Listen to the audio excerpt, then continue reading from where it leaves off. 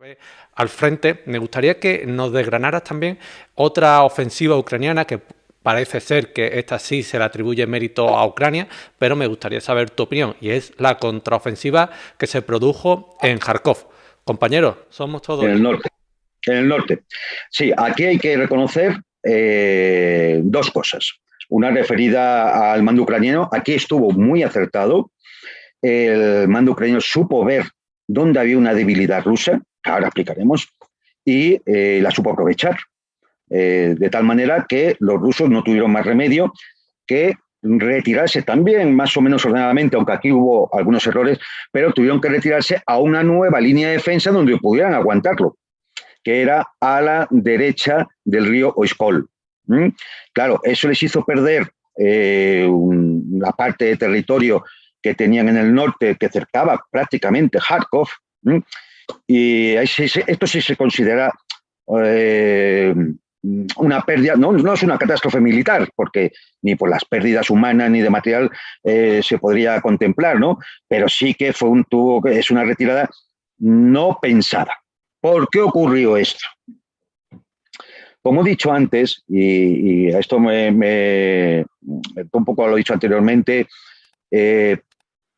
los efectivos rusos en el terreno no eran suficientes para sostener no una operación militar donde tú vas a hacer vas a castigar y recuperar un territorio que faltaba del Donbass, sino una guerra ya en toda su extensión, y no había efectivos suficientes. Más allá de lo que diga la propaganda de guerra, hay que tener en cuenta que nunca ha habido más de 75.000 a 90.000 efectivos rusos sobre el terreno. Luego había unos 30-40.000 milicias del Donbass y una fuerza de unos 40.000 de la compañía Wagner, que luego hablaremos si queréis, pues ya no es una compañía, eso es una legión, ¿vale? 40.000 efectivos, no parece que sea una empresa ni mediana ni pequeña, es una cosa muy gorda. Pero era lo que se podía sostener. ¿Y por qué 75.000 a 90.000 soldados rusos? Pues porque si uno tira de las cifras, ve que el ejército de tierra ruso en tiempo de paz era aproximadamente de 500.000 de efectivos. Pero claro, de ese 500.000 de efectivos hay que retraer los que son de servicio militar. Con lo cual quedaban realmente aproximadamente unos 250.000 efectivos. De aquí hay que retraer los que estaban en otros despliegues, desde las fronteras norte, las fronteras orientales, o los que están como fuerzas de interposición en Siria, bueno, en Georgia, en Osetia, o los que están en Transnistria, o los que están como fuerza expedicionaria en Siria, etcétera, etcétera. Con lo cual, ¿qué te queda? ¿Te quedan qué? 120, 140, 160.000 efectivos. Si a eso le sumas que tienes que rotarlos, porque la gente no va a la guerra y se tira allí todo el tiempo, eso no lo aguantaría nadie. Si tú cada cierto tiempo, 3 meses, 5 meses, 6 meses, lo que se establezca por el mando, tienes que rotar los efectivos. Con lo cual, de esos 160, 180, calcula que a 50%, la mitad de los efectivos están rotando. Luego, solo sobre el terreno no tienen más de 75, 80, 90. Claro, con eso, ¿qué ocurría? Pues que si la zona de operaciones militares principales estaban ocurriendo en el Donbass o en la zona de Zaporozhia, donde está la central nuclear, o en Kherson, ¿qué te quedaba para el norte? Muy poco, muy poco. Tampoco que es que había puntos de defensa ruso distanciados 2 y 3 kilómetros entre ellos, y entre medias no había nada. Claro, cuando el mando ucraniano se percata de esa situación, no le cuesta mucho lanzar una ofensiva por ahí y empujar a los rusos, que ven que no van a poder defender esas posiciones, y hacerles que se retiren a una nueva línea de defensa.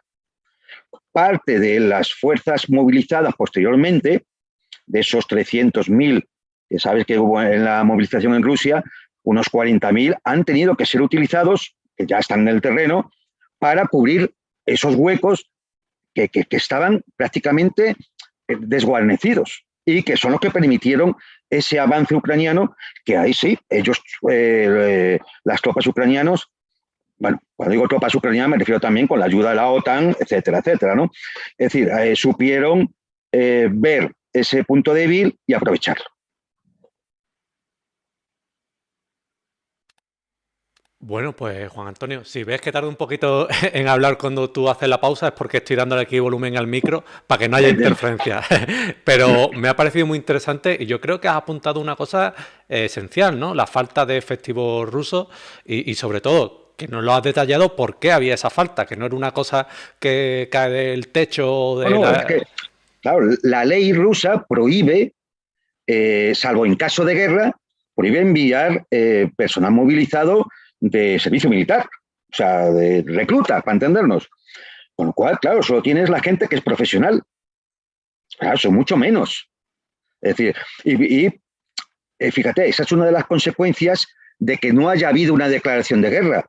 Si Rusia hubiera declarado la guerra, entonces sí hubiera podido utilizar esos cientos de miles de tropas, aparte de las movilizaciones, que hubieran sido necesarias en el frente.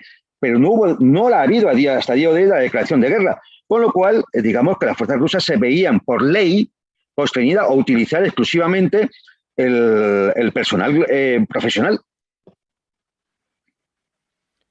Pues muy interesante, Juan Antonio, y me alegra. Yo siempre, con todos los invitados que vení, me quedo gratamente sorprendido porque siempre espero algo bueno, pero siempre me dais algo mejor, lo cual siempre se agradece, ¿no? Así que muchas gracias, Juan Antonio, por esa explicación.